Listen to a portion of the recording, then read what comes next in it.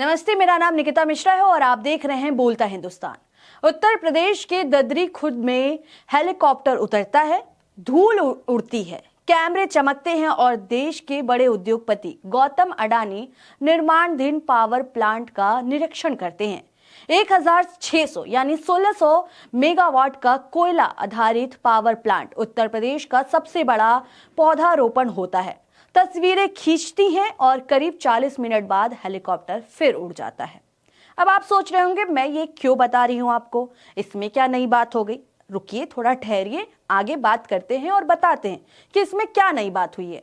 लेकिन सवाल यह है कि जब हेलीकॉप्टर उतरता है तो जमीन पर कौन रह जाता है। ददरी खुद में विकास की तस्वीर दिखाई जाती है, लेकिन मिर्जापुर में उसी विकास की दूसरी तस्वीर सामने आती है। यहाँ ना तो हेलीकॉप्टर उतरता है और ना कैमरे मुस्कुराते हैं। यहाँ किसान खड़े हैं खाली हाथ, भारी सवालों के साथ। मिर्जापुर के ग्रामीण पूछ रहे हैं, हमारी जमीन गई तो हमें क्या मिला? रोजगार का दावा था, नौकरी कहां है? मुआवजा अधूरा क्यों है? लेकिन इन सवालों के जवाब देने के बजाय विरोध को नाम दे दिया जाता है गुंडागर्दी। देखिए एक बार वो वीडियो आप जो इस समय सोशल मीडिया पर वायरल है, जिसमें किसान बता रहे हैं कि उनकी जमीन उनके बिना मंजूरी के ले ली गई। क्या है वीडियो, देखिए एक बार आप भी, और क्या कह रहे हैं किसान, सुनिए ध्यान से। नहीं होगा और किसान जो लोक शक्ति प्रतिज्ञा करता है, जहाँ पर प्लांट नहीं बनेगा, हम देखेंगे प्रशासन को, हम देखेंगे प्रशासन को। भारतीय किसान यूनियन लोक शक्ति जिंदाबाद, जिंदाबाद। भारतीय किसान यूनियन लोक शक्ति। अडानी वापस जाओ, अडानी वापस जाओ, अडानी वापस जाओ। तेरी जागीर नहीं है। तो देखा आपने वीडियो, किस तरह से किसान दुखी दिखाई दे रहे हैं और अडानी वापस जाओ के साथ ये कह रहे हैं कि हमारे साथ अन्याय हुआ है। अब जरा रुक कर सोचिए, जो किसान अपनी जमीन बचाने के लिए आवाज उठाए वो गुंडा, जो अपनी रोजी रोटी का हिसाब मांगे वो विरोधी। यह वही जमीन है जिस पर पीढ़ियों से हल चलाया गया, फसल उगाई गई, बच्चों का भविष्य देखा, और आज उसी जमीन के बदले अगर सिर्फ आश्वासन मिले तो क्या सवाल उठाना गुनाह है? ग्रामीण बताते हैं कि उनसे कहा गया था कि प्लांट लगेगा, नौकरी मिलेगी, इलाका बदलेगा। इलाका तो बदला, लेकिन उनकी जिंदगी क्यों नहीं बदली? कई परिवारों का कहना है कि जमीन जाने के बाद हालात इतने बिगड़ गए कि घर चलाना मुश्किल हो गया। लेकिन इस पूरी कहानी में सरकार कहां है? सरकार आखिर कहां गायब हो जाती है जब ऐसे मुद्दे उठाए जाते हैं, जब सरकार से मदद मांगी जाती है?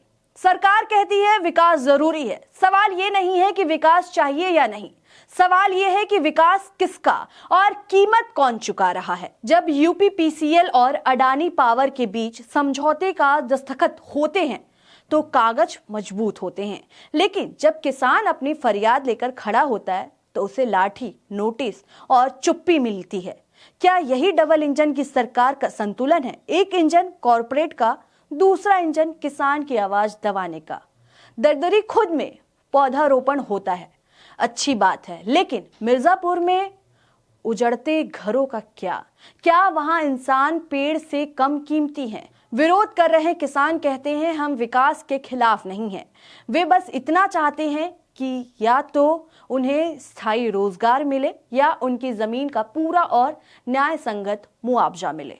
लेकिन जब वे गौतम अडानी से मिलने की मांग करते हैं तो जवाब मिलता है सन्नाटा। हेलीकॉप्टर तो उतर सकता है, पर क्या सवालों के बीच भी उतरने की हिम्मत है? सरकार अगर सच में जनहित में काम कर रही है तो उसे कॉरपोरेट और किसान के बीच सिर्फ दलाल नहीं, न्यायाधीश बनना होगा। वरना इतिहास गवाह है, जब विकास केवल मुनाफे का नाम बन जाता है तो विरोध केवल आंदोलन नहीं, एक दिन आक्रोश बन जाता है। आज मिर्जापुर सवाल पूछ रहा है, कल शायद और जिले पूछेंगे, और तब सवाल ये नहीं होगा कि पावर प्लांट कितना बड़ा है, सवाल यह होगा कि इस विकास की कीमत कितनी अमानवीय थी। फिलहाल ये कोई एक मामला नहीं है जहां पर किसानों की जमीन ले ली गई है बिना उनके मंजूरी के। अगर आपको याद हो बिहार चुनाव का वो मामला, भागलपुर का मामला, जहां पर 1 रुपए की कीमत पर उनसे जमीनें ली गई थी। और इसके बाद अब एक मिर्जापुर से एक और खबर आ रही है जहां पे किसानों से उनकी जमीन ले ली गई है पावर प्लांट के नाम पर।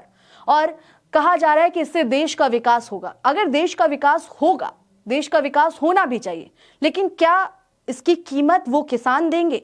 देश के विकास के लिए देश के तमाम बड़े उद्योगपति और बड़े जो मंत्री हैं वो कहां चले जाते हैं? फिलहाल सवाल बहुत है, लेकिन सारे सवालों की जवाब सिर्फ एक ही है, चुप्पी। क्योंकि सवाल पूछेंगे तो आप देशद्रोह बन जाएंगे। फिलहाल इस खबर में इतना ही है, और आपको क्या लगता है इस तमाम खबर पे? आप क्या सोचते हैं पूरे मुद्दे पर? आप अपनी राय हमें कमेंट करके जरूर बताएं। तब तक के लिए देखते रहें बोलता हिंदुस्तान। शुक्रिया।